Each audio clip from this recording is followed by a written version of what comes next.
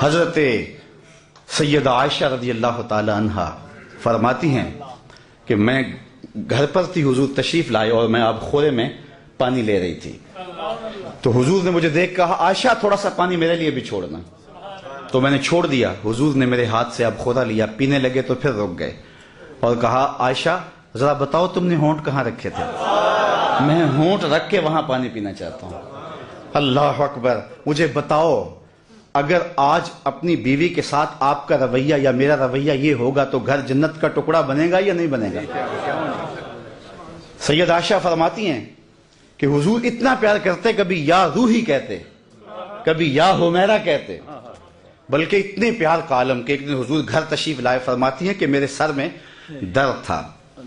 یار جب غمخوار سامنے آ جائے تو پھر دکھڑے سنانے کو جی چاہتا ہے نا، تو کہا واہ راسی، ہائے میرا سر گیا، غمخوار کے سامنے دکھ رکھ دیے، ساری گٹھڑی کھول دی۔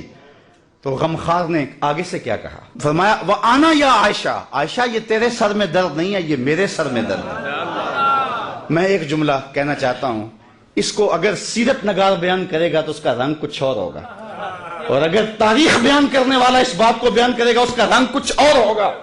آپ نے دیکھنا یہ ہے کہ سیرت لینی ہے یا تاریخ لینی ہے۔ تو اپنی زندگی، حضور کی ساری زندگی ہمارے سامنے روشن ہے۔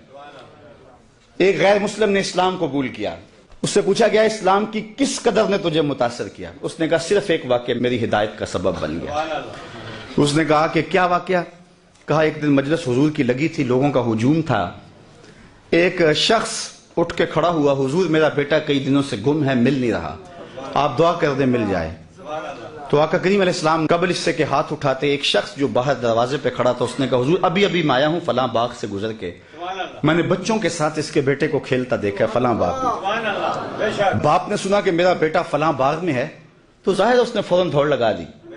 تو آقا کریم علیہ السلام نے فرمایا اسے بلایا گیا، کہا بہت جلدی ہے؟ جی حضور آپ جانتے ہیں کئی دنوں سے بچھڑا ہوں، اس کی ماں الگ تڑپ رہی ہے، میں الگ بے چین ہوں، کئی دن سے کھایا کچھ نہیں، جب خبر ملی ہے تو بہت جلد بچے سے ملنا چاہتا ہوں۔ فرمایا ضرور جاؤ، میں روکتا نہیں، روکنے کے لیے بلایا بھی نہیں، لیکن تمہیں بلانے کا بھی ایک مقصد تھا۔ جی حضور ارشاد فرمائیے۔ فرمایا جب باغ کنارے جاؤ، بچوں کے ساتھ اس بچے کو کھیلتا دیکھو، تمہارے بیٹے کو جب تم کھیلتا پالو تو اسے بیٹا بیٹا کہہ کے آوازیں نہ دینے لگ جانا، جو نام رکھا ہے اس نام سے پکارنا۔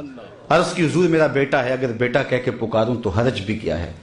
فرمایا تم کئی دنوں سے بچھڑے ہو، تمہارے لہجے میں بلا کا رس ہوگا اور تم نہیں جانتے، ہو سکتا ہے کھیلنے والوں میں کوئی یتیم بھی کھیل رہا ہو، اور جب تم اپنے بیٹے کو بیٹا کہہ کے پکارو گے اس کا کلیجہ تڑپ جائے گا، کاش آج میرا باپ ہوتا تو مجھے بھی بیٹا کہہ کے پکارا۔ تو کہا یہ شوق گھر جا کے پورا کر لینا، یہ شوق گھر جا کے پورا کر لینا، اس کے سامنے اپنے بیٹے کو بھی بیٹا کہہ کے نہیں پکارنا۔ یہ اسلام کا دیا ہوا دین ہے۔ غریب کے سامنے اپنی دولت کی نمائش نہیں کرنی، بیوہ کے سامنے اپنی بیوی سے پیار نہیں کرنا، بلکہ میرے حضور نے یہاں تک ارشاد فرمایا اپنے گوشت کی خوشبو سے غریب ہمسائے کو تکلیف نہیں دینی، یا تو تھوڑا سا پانی زیادہ ڈال لو اور شوربے کی ایک پیالی ہمسایوں کے گھر بھی بھیج دو۔ اگر ایسا نہیں کر سکتے تو پھر ایسے زاویے میں وہ کھانا پکاؤ کہ غریب کے بچوں تک اس کی خوشبو نہ پہنچے۔ بچے ہیں ضد کر بیٹھے اور انہوں نے اپنے غریب باپ سے تقاضا کر لیا تو بوڑھا باپ کیسے آرزو ان کی پوری کرے گا؟ وہ کیا کسی نے کہا تھا نا، اسی ڈر سے وہ بچوں کو دوپہر میں سلا دیتی ہے گلی میں پھر کھلونے بیچنے والا نہ آ جائے۔ تو کہا حضور کی نزاکت قلبیہ کا لحاظ رکھنا کہ یتیم کے سامنے اپنے بیٹے سے بھی پیار نہ کرنا، اس کو بیٹا کہہ کے نہ پکارنا، کہا یہ چیز میرے اسلام لانے کا سبب ہوا۔ میں ابھی 2 ہفتے قبل وہاں عرب امارات میں گیا تو وہاں ایک ہندو لڑکا تھا گیان، تو اس کے جو رومیٹ تھے انہوں نے ان کو بیانات کے کلپ سنوانے شروع کر دیے۔ اس کا دل نرم ہوا تو میں نے جہاں جمعہ پڑھانا تھا تو وہاں اس کو لے آئے، تو وہ باہر بیٹھ گیا مسجد سے باہر، گفتگو سننے لگا۔ تو میں نے جو گفتگو کی تو اس میں حضور کی سیرت کا عنوان تھا، تو میں نے یہ واقعہ سنایا۔ میں واقعہ سنا تو وہ اٹھ کے اندر آ گیا اور اس نے کہا مجھے اسلام میں داخل کر لو۔ تو میں نے کہا کہ آج بھی حضور کی سیرت میں اتنی چمک ہے، اتنی روشنی ہے، اگر ہم کسی ڈھب سے اس کو بیان کریں نا تو آج بھی جو دلوں کے اندر ایمان کے تخم ڈال سکتی ہے۔ تو اقبال کہتا ہے کہ حضور کی سیرت بیان کرو، اس میں تمہاری اولاد کے سینے میں حضور کا پیار پیدا ہوگا۔ تیسری بات، علامہ اقبال کہتے ہیں کہ حضور کا حسن و جمال بیان کرو۔ انسان کی فطرت یہ ہے کہ وہ حسن کی طرف لڑکتا ہے، یہ اسی لیے آپ نے یہاں پھول رکھے ہیں نا، کہ یہ اچھے لگیں، بھلے لگیں، طبیعت کو بھا جائیں۔ حسن جہاں بھی ہوگا، جس روپ میں بھی ہوگا، وہ متاثر کرے گا، وہ کاکل دراز میں ہو، وہ لب و رخسار میں ہو، وہ قد رانا میں ہو، وہ غزالی آنکھوں میں ہو، وہ تیر جیسی مشغاں میں ہو، وہ تتلی کے پروں میں قدرت کی سنائی کی صورت میں ہو، وہ حسن پھوٹتے جھرنوں میں ہو، بہتی ندیوں میں ہو، کوئل کے لہجے میں ہو، معصوم بچے کی مسکراہٹ میں ہو، جہاں بھی ہوگا حسن متاثر کرے گا۔ اقبال کہتا ہے جب طے شدہ ہے کہ انسان فطرتاً حسن پسند ہے، تو آؤ نہ پھر اس کو اس کی چوکھٹ پہ لے چلے جہاں حسن بھی پانی بھرتا ہے، جہاں عشق بھی غلامی کرتا ہے، اس حسینہ ماہ خوبہ کی چوکھٹ پہ لے چلیں۔ تو اقبال کہتا ہے کہ حضور کے حسن کا تذکرہ سنائیں گے تو پھر اس کے سینے میں حضور کا پیار پیدا ہو۔ اس عنوان سے صرف ایک حدیث اور میری گفتگو اختتام تک پہنچ جائے گی۔ صحابہ میں سب سے آخر میں جس شخص نے وصال کیا ہے اس کا نام ہے حضرت ابو طفیل رضی اللہ تعالی عنہ۔ 110 ہجری میں وصال ہوا ہے، حضور کا وصال ہوا ہے 11 ہجری کے اوائل میں، اور ان کا وصال ہوا ہے 110 ہجری میں، تو گویا حضور کے وصال کے تقریباً 100 سال بعد زندہ رہے۔ آخری وقت ہے ان کا، آخری سال جو تھا ان کا، حج کا موسم تھا، تو وہ وہاں آگے ہجوم میں، اور ایک اونچے ٹیلے پہ کھڑے ہو گئے اور لوگوں کو اپنی جانب متوجہ کر کے کہا کہ لوگوں آؤ، اس وقت روئے زمین پہ میرے علاوہ کوئی نہیں جس نے رسول اللہ کو دیکھا ہو، صرف میری آنکھوں نے حضور کا دیدار کیا ہے۔ اللہ اکبر! پھر لوگوں کا کیا پیار ہوا ہوگا۔ یہ کل میں نکلا سڑک پہ تو یہاں ساروکی سے لے کر غازی علم الدین کے مزار تک لوگ گاڑی سے چمٹتے تھے اور گاڑی کو ہاتھ لگا لگا کے چومتے تھے، اور میں اندر سے کہتا تھا تو بہت چھوٹا شخص ہے، تیری تو اوقات ہی کچھ نہیں ہے۔ تو میں کہتا یہ کیوں مجھ سے پیار کرتے ہیں؟ اس لیے کہ میرے لبوں پہ نام محمد کا وظیفہ ہے۔ یار 14 صدیوں کے فاصلے پہ میرے جیسا نکما شخص بھی حضور کا نام لے تو لوگ گاڑی سے لپٹیں، تو یار مجھے بتاؤ جس نے خود حضور کو دیکھا ہوگا تو کتنے ناز سے کہا لوگوں آؤ، اس وقت روئے زمین پہ میرے علاوہ کوئی نہیں جس نے حضور کو دیکھا ہوگا۔ اقبال نے کہا تھا نا کہ نسیم تشنا ہی نہیں اقبال کچھ اس پہ نازاں، فخر ہم کو بھی ہے شاگردی داغ سخنداں کا۔ جس نے داغ دہلوی کو دیکھا وہ ناز کرتا۔ ہمارے استاد ہوتے تھے محمد علی حاشر، وہ بڑے کمال درجے کے کاتب تھے اور فارسی کے اچھے شاعر تھے، تو وہ کبھی بات کرتے تو کہتے کہ میں اقبال کی مجلسوں میں بیٹھتا رہا ہوں، مولانا ظفر علی خان اس زمانے میں ذمہ دار اخبار نکالتے تھے، تو اس کی شاہ سرخیاں وہ لکھتے تھے، کوئی زمانہ لکھتے رہے ہیں، تو وہ کہتے تھے میں مولانا ظفر علی خان کا ساتھی رہا ہوں۔ تو جو مولانا ظفر علی خان کا ساتھی رہے وہ تو ناز کرے، جس نے اقبال کی مجلس میں چند لمحوں کے لیے بیٹھنے کی سعادت پائی ہو وہ تو فخر کرے، جس نے داغ دہلوی کو دیکھا ہو وہ تو ناز کرے، اور جس کی آنکھوں نے جمال محمد عربی کو دیکھا ہو وہ اپنے مقدر پہ کیوں ناز نہ کرے، وہ فخر کیوں نہ کرے۔ کہا لوگوں آؤ، اس وقت کوئی کائنات میں دوسرا نہیں ہے جس نے حضور کو دیکھا ہو، سب سے آخری شخص میں ہوں جس نے حضور علیہ السلام کا دیدار کیا۔ تو لوگ جمع ہو گئے، ہجوم بن گیا۔ میں توجہ تھوڑی دیر کے لیے چاہوں گا، یہ سارے انتظام بعد میں ہو جائیں گے، اس لیے کہ تذکرہ چھڑا ہے حضور کے حسن کا، اور حسن ایسا ہے، پہلے اس پر انہماک کی ایک بات سن لیں یار، چہرہ حضور کا تو چہرہ رہا نا۔ ایک صحابی ہیں حضرت میمونہ بنت کردم رضی اللہ تعالیٰ عنہ، کہتے ہیں مجھے شوق تھا میں کہ حضور کو دیکھوں، تو ایک دن میں اپنے باپ کے ساتھ حضور کو دیکھنے گئی، اور یہ حجۃ الوداع کا موقع تھا، حضور اونٹنے کے اوپر بیٹھے ہوئے تھے، میرے باپ نے حضور سے کوئی بات کی، لیکن حضور کے جلال کی چمک اتنی تھی، جمال کی، کہ میری ہمت نہ پڑی کہ میں حضور کا چہرہ دیکھ سکوں۔ تو کہتی لوگوں میں نے حضور کا چہرہ تو نہیں دیکھا، لیکن میں نے حضور کے پاؤں دیکھے ہیں۔ اور پھر فرماتی ہیں ما نسیتو فی ما نسیتو طول اصبعہ، کہتے ہیں حضور کے مبارک پاؤں کی جو انگلیاں ہیں ان میں جو انگوٹھے کے ساتھ والی انگلی ہے، فرماتی ہیں آج تک میں اس کی لمبائی کے حسن کو نہیں بھول سکتی۔ یار جس کے پاؤں کی انگلی کا حسن محو کر دیتا ہے اور ساری زندگی نشہ ہی نہیں اترتا، اس کے چہرے کے جمال کی کیفیت کیا ہوگی؟ ایک شاعر نے کہا قدموں پہ جبیں کو رہنے دو، قدموں پہ جبیں کو رہنے دو، چہرے کا تصور مشکل ہے۔ قدموں پہ جبیں کو رہنے دو، چہرے کا تصور مشکل ہے، جب چاند سے بڑھ کر ایڑی ہے رخسار کا عالم کیا ہوگا؟ حضرت ابو طفیل نے کہا لوگو سنو، اس وقت روئے زمین پہ میرے علاوہ کوئی نہیں جس نے حضور کو دیکھا ہو۔ لوگ ہجوم کر کے جمع ہوئے، حج کا موسم تھا، حج کے مسائل پوچھے ہوں گے۔ جو لوگ حج پہ جاتے ہیں انہیں تجربہ ہے کہ ہر بندہ حج کے مسائل پوچھتا پھرتا ہے، زندگی میں پہلی بار گیا ہے، اگر ہر سال بھی جاتا ہو تو پھر بھی سال کے بعد گیا ہے۔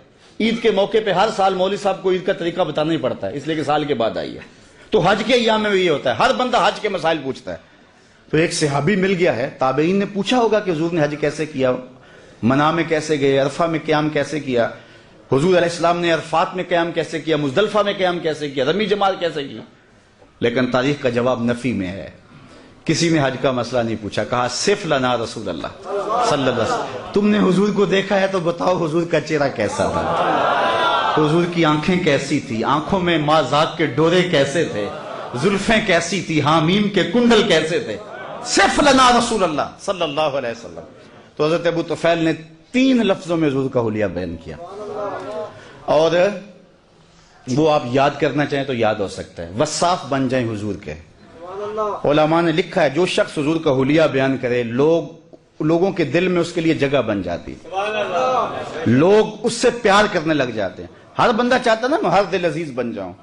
تو میں آپ کو بتاتا ہوں، اگر نسخہ بتا رہا ہوں، وہ سنیاسی بابے تو ساتھ لے کے نسخہ مر جاتے ہیں، لیکن میں آپ کو نسخہ دے کے جا رہا ہوں۔ اگر چاہتے ہو کہ ہم ہر دل عزیز بن جائیں، حضور کے حسن کے قصیدے پڑھا کرو، لوگ تم سے پیار کریں گے۔ تو حضرت ابو طفیل نے 3 لفظوں میں حضور کا حلیہ بیان کیا، یاد کر لیں۔ کان رسول اللہ صلی اللہ علیہ وسلم ابیض ملیحا مقصدا، ایک تو چٹے رنگ کے تھے، حسن نمکین تھا، ہر معاملے میں توازن تھا۔ 3 لفظوں میں حضور کا متوازن، سوا صدر والبطن، پیٹ اور سینہ برابر، پیٹ اٹھا ہو سینہ اندر ہو حسن ختم ہو جاتا ہے، سینہ آگے نکلا ہو پیٹ چپکا ہو تو یہ بھی حسن کو زائل کر دیتا ہے، سینہ اور پیٹ برابر ہو تو یہ اعتدال ہے۔ ابل الذرائین والسعدین والزندین، کلائیاں حضور کے مبارک، کندھے مبارک، حضور کے بازو سب برابر تھے اور جو ہے موزونیت کے ساتھ بڑے تھے۔ کان رسول اللہ لیس بالطویل الممغط ولا بالکثیر المتردد، قد ایسا کہ نہ پست کہا جائے نہ بہت لمبا کہا جائے، چونکہ بہت لمبا قد بھی حسن میں جو ہے وہ نقصان کا سبب ہے، چھوٹا قد تو ہے ہی نقصان کا سبب ہے۔ حضور درمیانی قد و قامت کے حامل تھے، لیکن ایک شان اللہ نے اپنے محبوب کو یہ بھی دی تھی کہ لمبے لمبے قد والے صحابی بھی تھے۔ حضور کا قد لمبا نہیں تھا، حضور کا قد درمیانہ تھا، لیکن اذا جامع الناس غمرہم، جب حضور آتے نا تو 10,000 کا مجمع بھی ہوتا، حضور کے کندھے سروں سے اونچے دکھائی دیتے۔ یہ اللہ نے اپنے محبوب کو شان دی تھی، اور جنہوں رب نے اونچا کیا ہے کون اس کو نیچا کر سکتا ہے؟ حضور کے کندھے اوپر دکھائی دیتے۔ اسی طرح فرمایا حضور متوازن تھے، حضور کا رنگ سفید تھا، ازہر اللون، نکھرا ہوا رنگ، ابیض اللون، چمکدار رنگ، اللہ اکبر۔ اور پھر حضور علیہ السلام کا حسن نمکین تھا، کچھ حسن میٹھے ہوتے ہیں، جمال یوسفی میٹھا تھا، زنان مصر کی انگلیاں کٹ گئی، اور حضور کا حسن نمکین تھا، نمکین میں کشش زیادہ ہوتی ہے۔ شاہ ولی اللہ محدث دہلوی فرماتے ہیں میرے والد نے حضور کو خواب میں دیکھا اور یہی سوال پوچھا، حضور حسن صبی کی نسبت حسن ملی کے اندر کشش زیادہ ہوتی ہے، اور آپ نے خود کہا ہے انا املا ہو واقعی یوسف اسبہ ہو، میں نمکین حسن والا ہوں، میرا بھائی یوسف میٹھے حسن والا تھا، لیکن وہاں انگلیاں کٹ گئی، یہاں کوئی ایسا واقعہ پیش نہیں آیا، تو اس کی کیا وجہ ہے جبکہ حسن ملی زیادہ پرکشش ہوتا ہے؟ تو حضور نے جواب کیا دیا، جمالی مستور عن اعین الناس غیرۃ من اللہ، اے عبد الرحیم، اللہ نے غیرت محبت کی وجہ سے میرے حسن کو لوگوں کی نظروں سے چھپا دیا۔ کوئی محب نہیں چاہتا کہ میرا کوئی محبوب دیکھے۔ قتیل شفائی تو یہاں تک آگے بڑھ گیا کہ اس حد تلک بڑھ گئی ہے بے اعتمادی کہ تجھ کو تجھ سے بھی چھپانا چاہتے ہیں۔ وہ کہتا ہے میرا جی چاہتا ہے میرا یار آئینہ بھی نہ دیکھے، خود بھی اپنے آپ کو نہ دیکھے، تو کہا میرا حسن لوگوں کی نظروں سے چھپا کے رکھا گیا ہے۔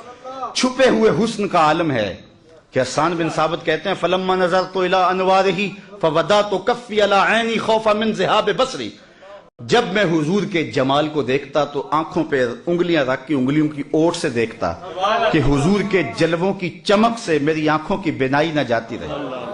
یہ کون کہہ رہے ہیں؟ حضرت حسان۔ اور حضرت حسان کون ہے؟ شاعر۔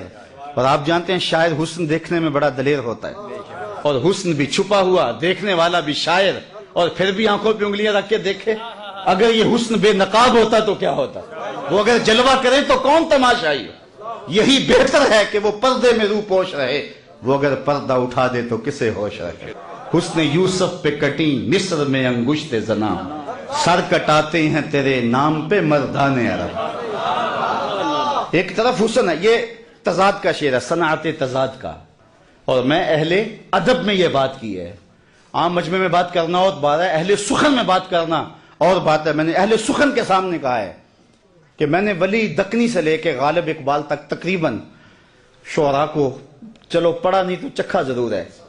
میں نے پورے اردو ادب کے ذخیرے میں اردو میں تضاد کا ایسا دوسرا شعر نہیں دیکھا۔ تضاد یہ ہوتا ہے کہ شاعر ایک مصرے میں ایک لفظ لاتا ہے، دوسرے مصرے میں اس کی ضد لاتا ہے۔ اگر دن کا تذکرہ ہے تو رات کا ہے، اگر اندھیرے کا تذکرہ ہے تو اجالے کا ہے، تضاد لاتا ہے۔ یہاں بھی تضاد ہے، اور ایک تضاد نہیں، دو تضاد نہیں، تین تضاد نہیں۔ ذرا حسن دیکھیں شعر کا۔ حسن یوسف پہ کٹی مصر میں انگشت زنا، 6 چیزیں ہیں۔ سر کٹاتے ہیں تیرے نام پہ مردان عرب۔ ایک طرف حسن ہے، دوسری طرف صرف نام ہے۔ وہ حسن حضرت یوسف کا اور یہ نام میرے حضور کا، اور ادھر عورتیں اور ادھر مرد، وہ عورتیں بھی مصر کی، یہ مرد بھی عرب کے، ادھر انگلیاں ادھر سر، اور پھر آگے بڑھیں، ادھر کٹیں ماضی کی بات ہے، کٹاتے ہیں تسلسل جاری ہے، اور ادھر کٹیں اہل علم کے لیے لازم ہے، کٹیں ارادہ نہیں تھا، بے اختیاری میں کٹ گئی، ادھر کٹاتے ہیں قصد پایا جاتا ہے۔ سخن شاعری شہر یار اپنی جگہ، نعت کہنے کو احمد رضا چاہیے۔ حسن یوسف پہ کٹی مصر میں انگشت زنا، سر کٹاتے ہیں تیرے نام پہ مردان عرب۔ وآخر دعوانا ان الحمدللہ۔